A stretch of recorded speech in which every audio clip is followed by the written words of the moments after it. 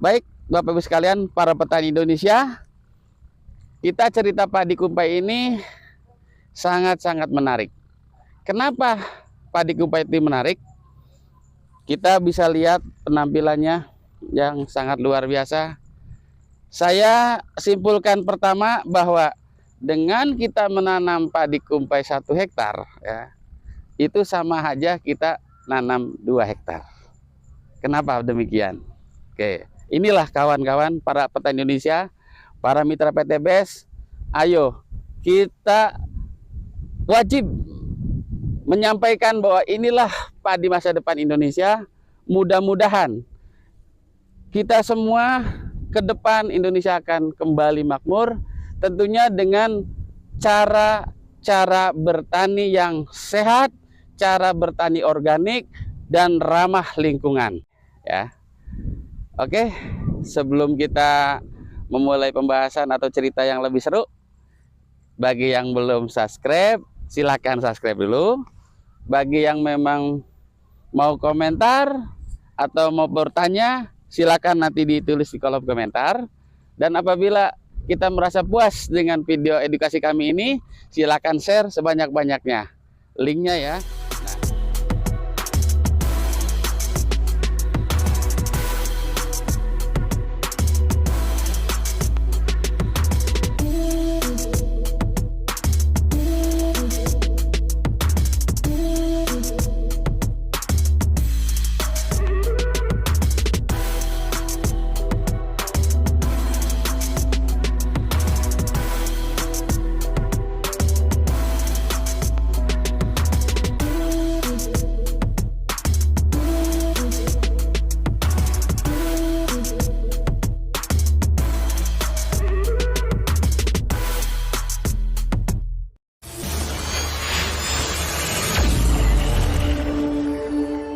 Assalamualaikum warahmatullahi wabarakatuh.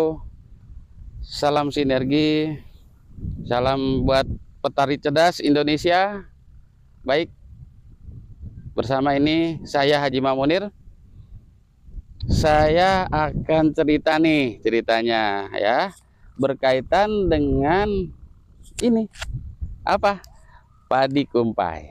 Baik, Bapak Ibu sekalian, para petani Indonesia, kita cerita padi kumpai ini sangat-sangat menarik.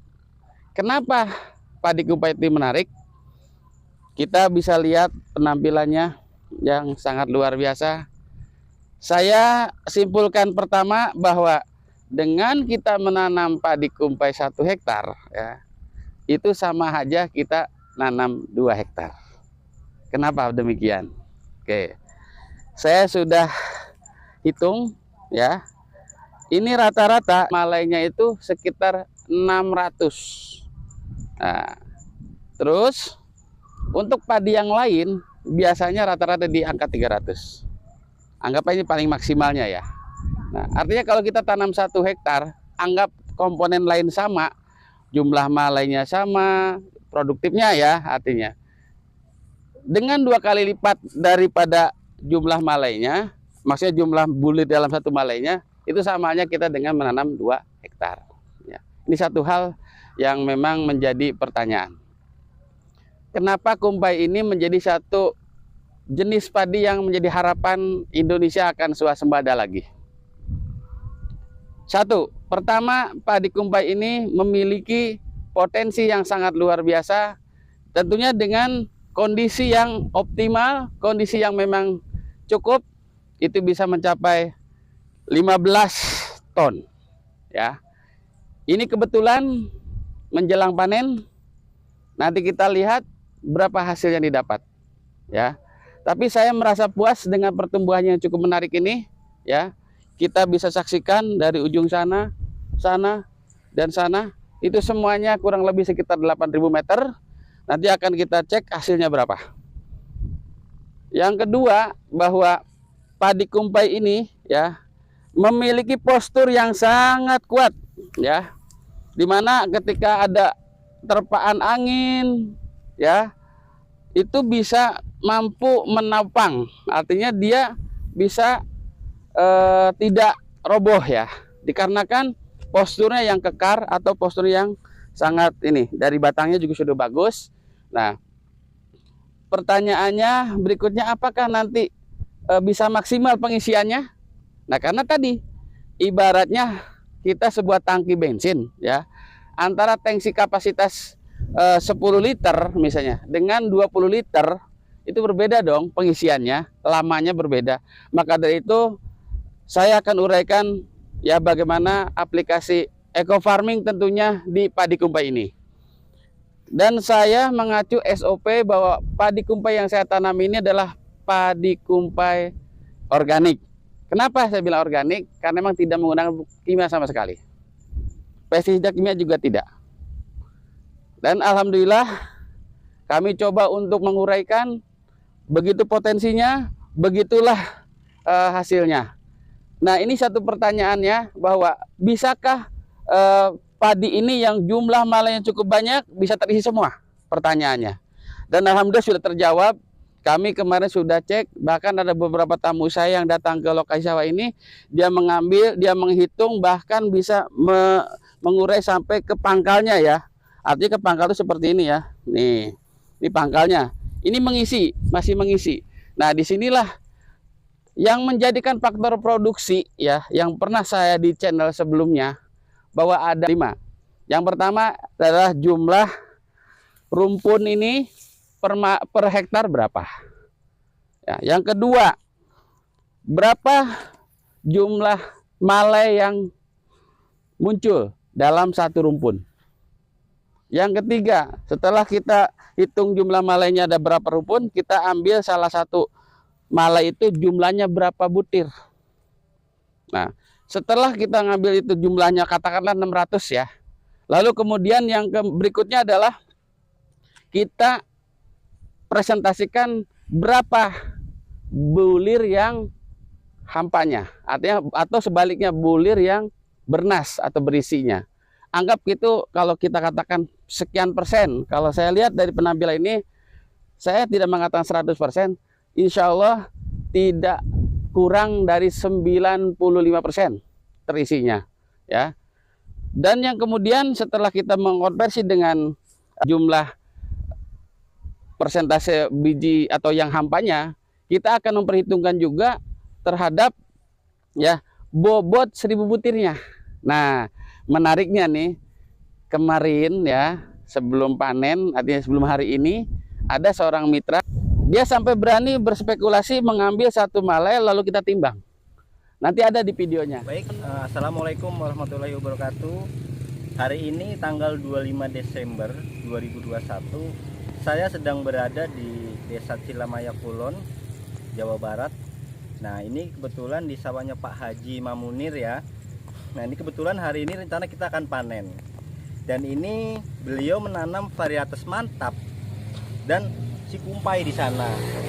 Nah, maksud saya ingin membuktikan si kumpai ini perbedaannya dengan si mantap ini, dari malainya itu berapa gram sih per malainya. Nah, di sini saya ada timbangannya langsung, dan ini juga padinya langsung. Kita mau rontokin langsung supaya nggak ada ibaratnya rekayasa. Ini akan saya rontokin dulu.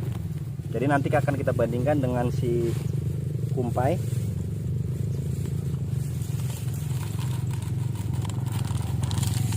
Nah, ini yang ini tuh kelihatan.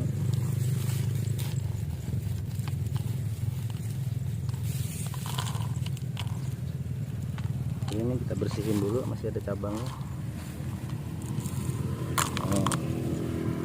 Nah, ini varietas mantap. Nah, ini timbangannya saya kalibrasi dulu.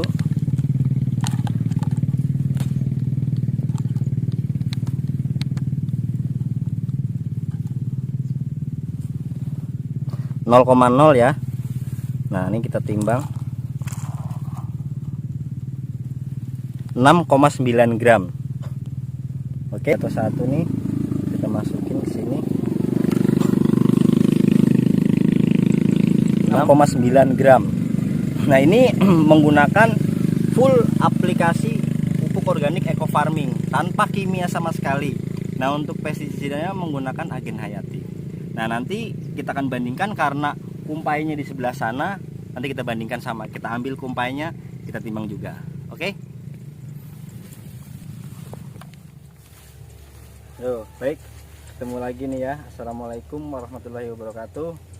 Dengan perjalanan dari ujung sana, jalan akhirnya sampai juga nih di tempat yang padi si kumpai. Seperti yang saya bilang tadi, nanti akan saya timbang seperti yang di sana, kita bandingkan si kumpainya ini berapa selisihnya si mantap dan si kumpainya.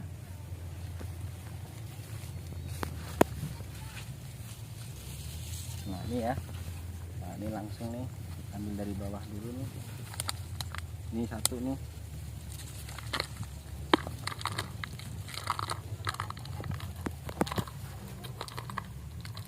Banyaknya nih, jadi penuh nih sampai atas nih tuh. Oh, tadi mah cuman sebentar. Ini karena banyak.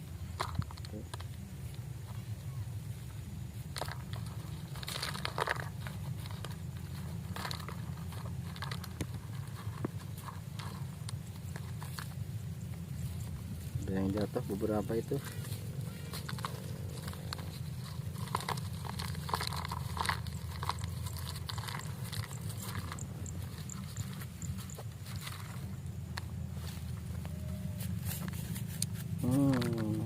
Nggak apa-apa deh, karena banyak nih yang jatuh nih.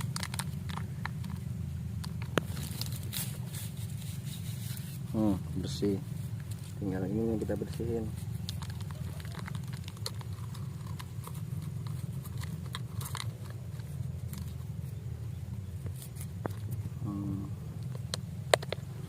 Oke. Ya udahlah, sebagian tuh nggak apa-apa, perwakilan. Ini taruh sini ya. Ini akan saya kalibrasi dulu. Ini saya taruh sini dulu. Yang tadi yang 6,9 gram si mantap. Nah, ini masih 0. Ini tempatnya 0,0. Oke ya, 0,0 gram masih 0. Ini kita kasih tadi yang si kumpai. Nah, kita lihat 12,1 gram. 12,1 gram varietas si kumpai satu malainya. Nah ini juga kebetulan di sebelahnya ada nih, ini sama masa tanam yang sama tapi dia dengan kimia. Kita mau coba, kita hitung lagi.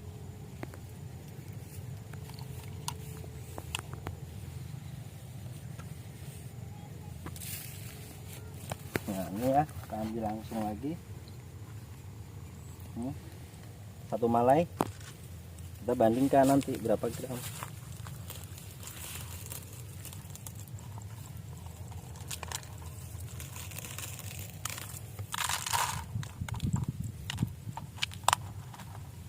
Itu masih ada, kita ambil lagi, kita bersihkan. Habis tuh, habis. Oke, kita timbang lagi.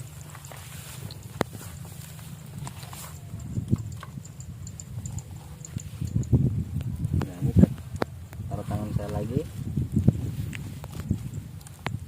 Nah, untuk kalibrasi lagi 0,0.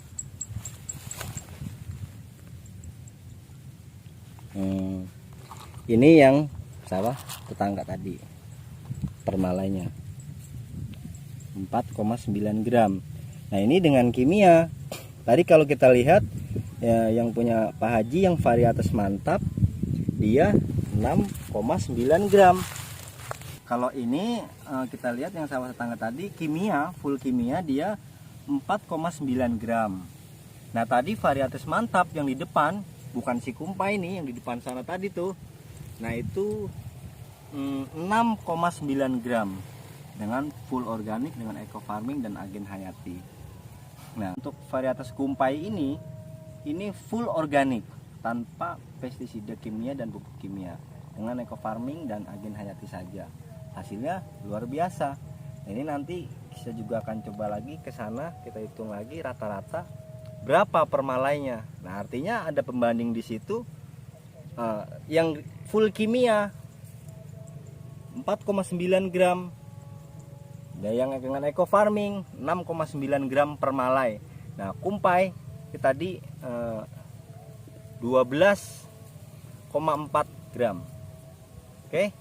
Nah, nanti kita lihat lagi di depan apakah sama, rata-ratanya berapa. Nanti kita timbang di depan lagi karena masih Untuk aplikasinya bagaimana untuk kumpai ini? Tentunya tidak terlalu berbeda dengan padi biasa. Ingat, standar daripada aplikasi eco farming ini, yang pertama adalah kita mulai dari bagaimana ini dibuat seleksi dulu dengan menggunakan larutan eco farming. Nah, artinya ini perlakuan ini untuk menentukan seberapa nanti daya tumbuh daripada benih padi tersebut. Itu berapa kebutuhannya? Tidak banyak. Cukup dalam hitungan 10 liter, cukup 100 mili saja. Ya, untuk perendaman benihnya dengan catatan jumlah benih sekitar 10 kilo. Ya.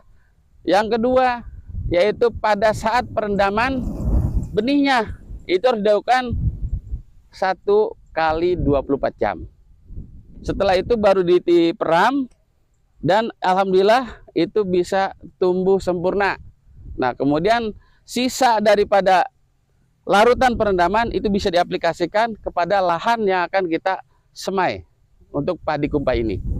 Setelah itu disemprot lahannya, kemudian 3 hari kemudian atau 5 hari kemudian dilakukan persemaian tabur benih yang akan kita tanam kumpai ini.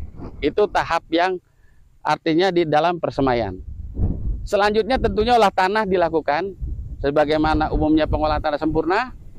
Dan alhamdulillah di lahan kami ini kita sudah 4 tahun ini tidak menggunakan pupuk kimia dan alhamdulillah tanahnya sehat dan subur.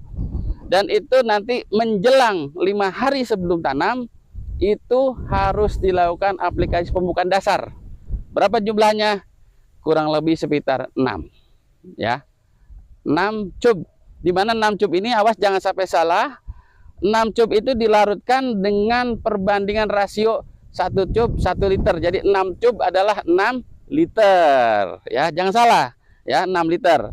Permasalahan air, mau air yang steril, yang aman, yang tentunya di situ mengandung mineral yang baik, misalnya seperti air kelapa, air tebu, air AC, air hujan, silakan.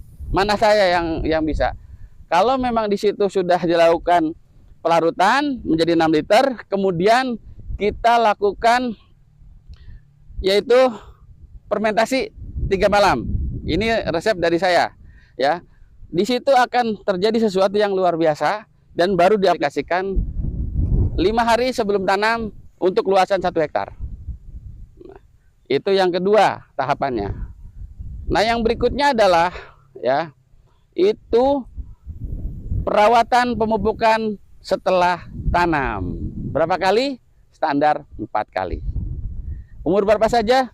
14, terus umur 28, 42, dan 56. Itu standar loh. Bagi Bapak Ibu sekalian, para petani Indonesia ingin lebih puas dengan hasilnya, silakan ditambahkan lagi dengan 2 kali lagi, yaitu pada umur 70 dan umur 80 hari. Dengan dosis yang sama, 1 cub per 1 hektar. Caranya bagaimana?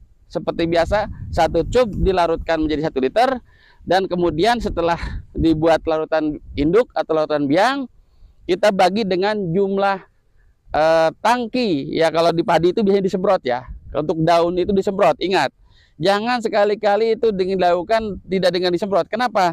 Karena stomata yang ada di dalam daun ini sangat kecil.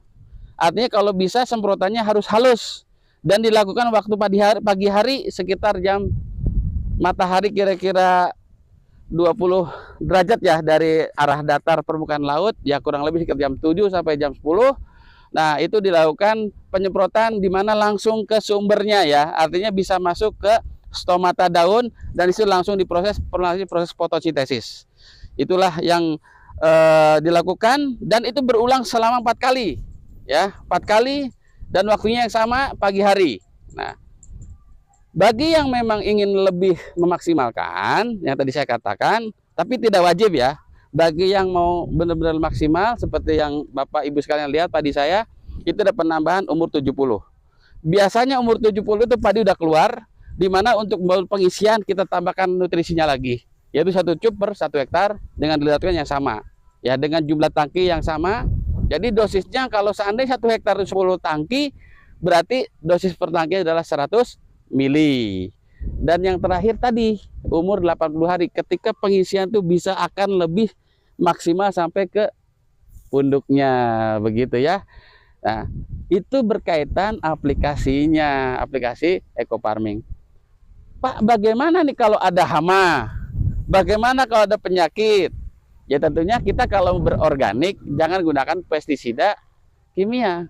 Ada cara-cara lain, ya, yaitu apabila serangan hama, apabila serangan daripada penyakit masih di bawah ambang batas ekonomis, silakan gunakan pestisida nabati ataupun agen hayati.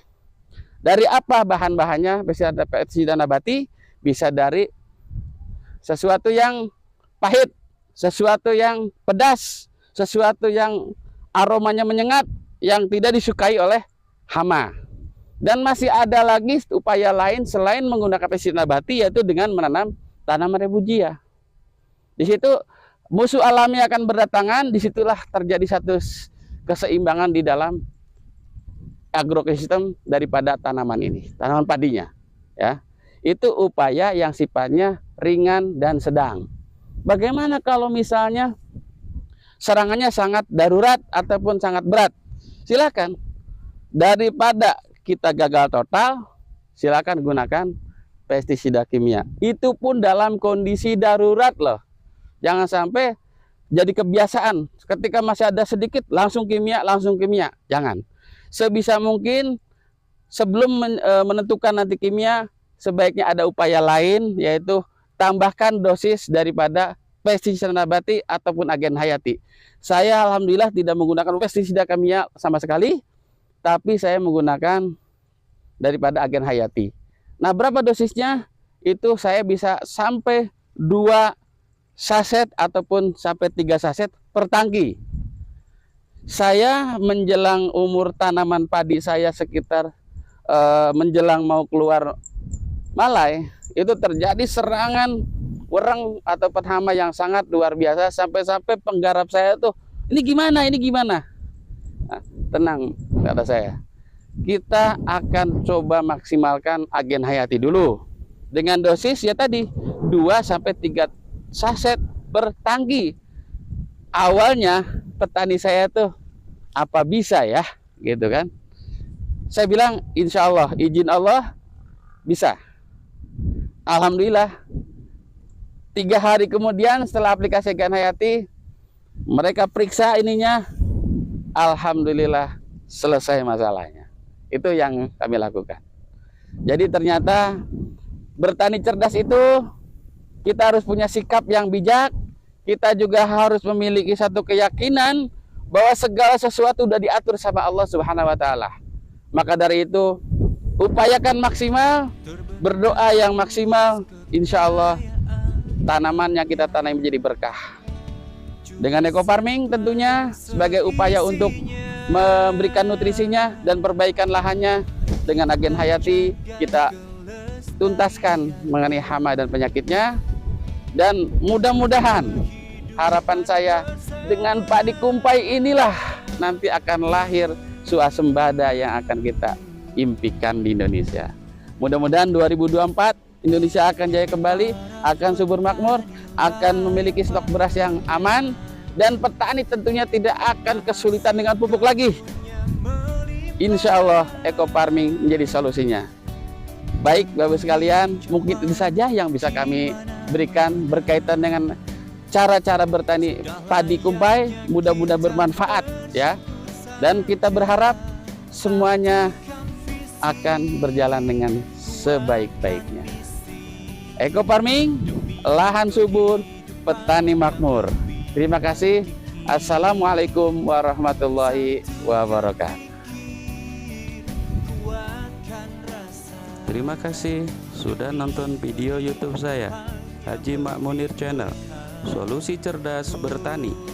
Terima kasih juga bagi yang sudah like, komen, share, subscribe, dan mengaktifkan lonceng notifikasinya. Bagi yang belum, silakan klik subscribe supaya terus bisa mengikuti informasi video edukasi media Suluh Tani Cerdas dan Terampil. Eco Farming, lahan subur, petani makmur. Salam petani cerdas. Assalamualaikum warahmatullahi wabarakatuh.